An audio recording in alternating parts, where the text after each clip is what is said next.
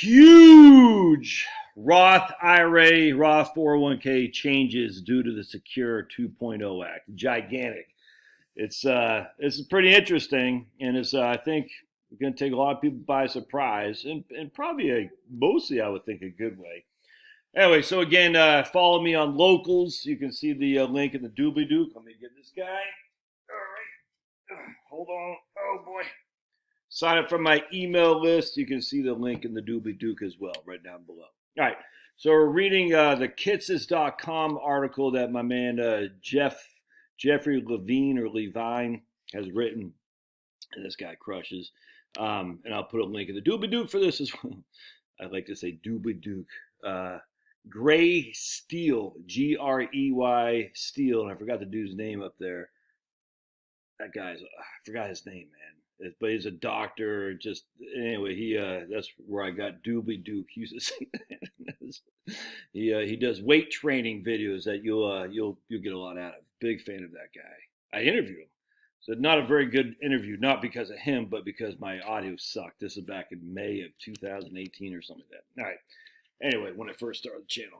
So first and foremost, right here, the changes highlight Congress's continued march towards Rothification, perhaps in an effort to grab tax revenue now 100% in order to make the federal budget estimates look better.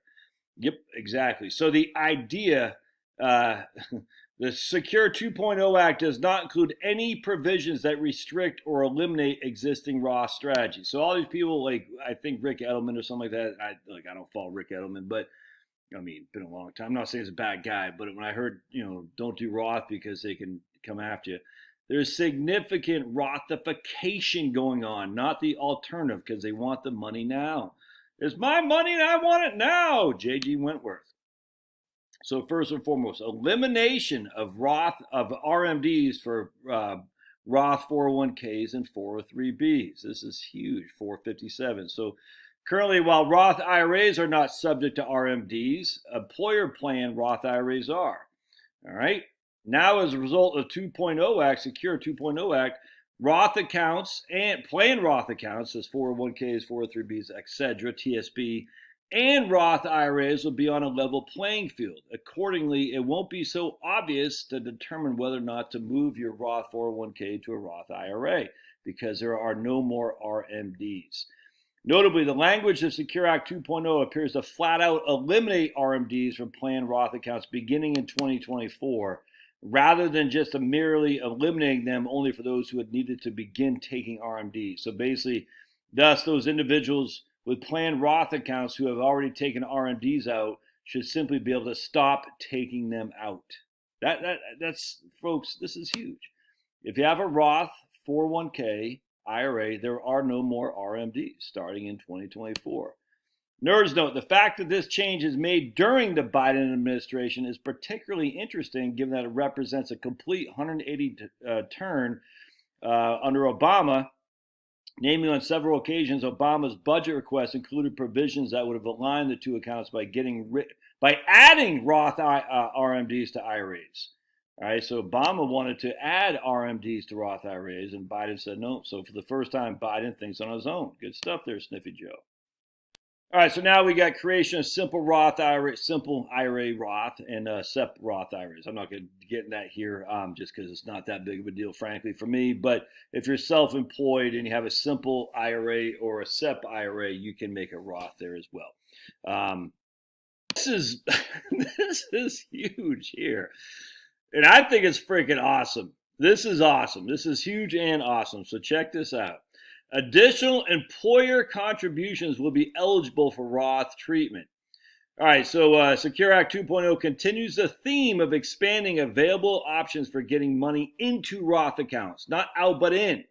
More specifically, effective upon enactment, employers will still be permitted to deposit matching or non-elective contributions to, will not be, more specifically, effective, basically immediately, employers will be permitted to deposit matching or non-elective contributions to employees' Roth 401k accounts. You didn't do that before you did it pre-tax. All right, so upon enactment, employer will now be able to add it to your post-tax Roth. Check this out. Such amounts will be included in the employee's income for the year of contribution, and it will not be forfeitable, i.e., it will be completely vested. Can you hear that?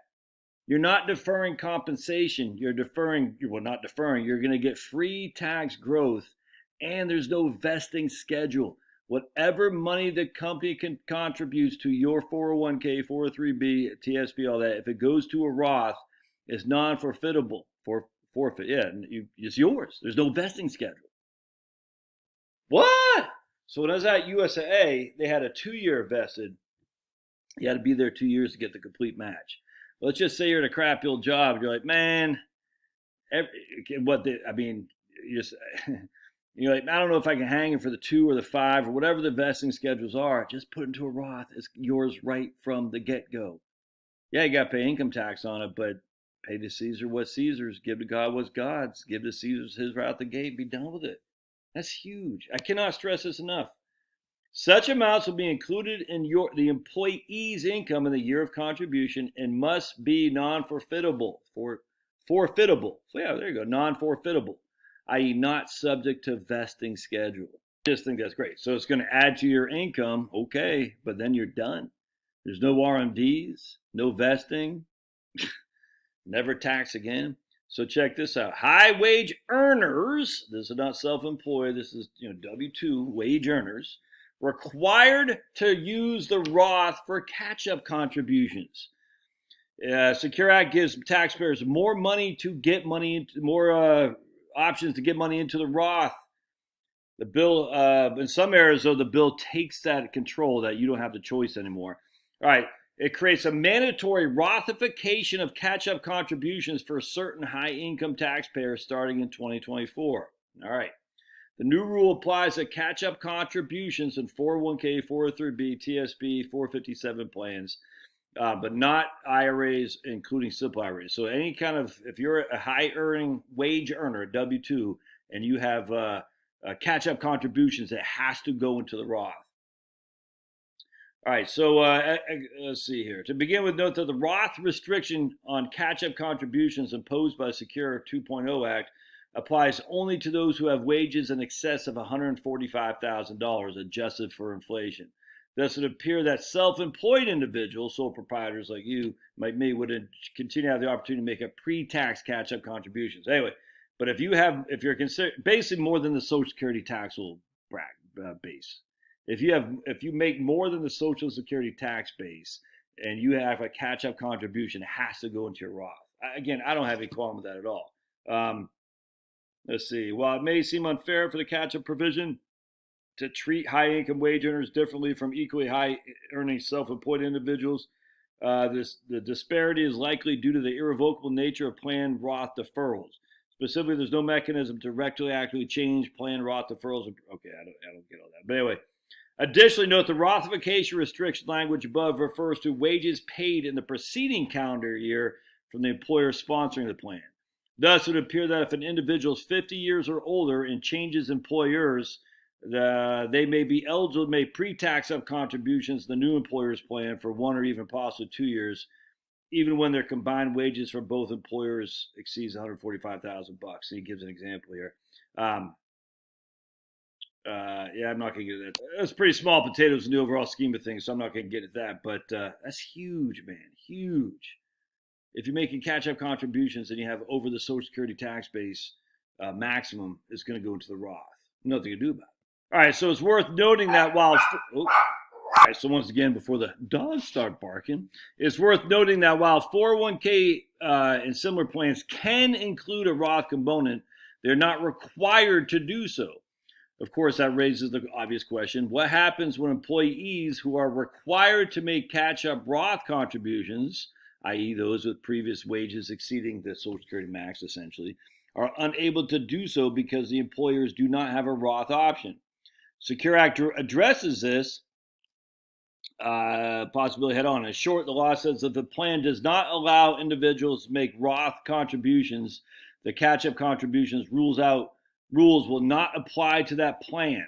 In other words, if the employer's plan includes eligible employees are eligible to make catch-up contributions who earn over the maximum, again, that's about the Social Security wage base, but the plan doesn't include a Roth catch-up contribution option, then no one would be allowed to make catch-up contributions regardless of previous year. Do you hear that?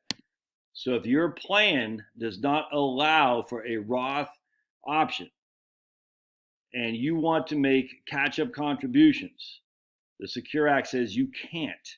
Isn't that nuts?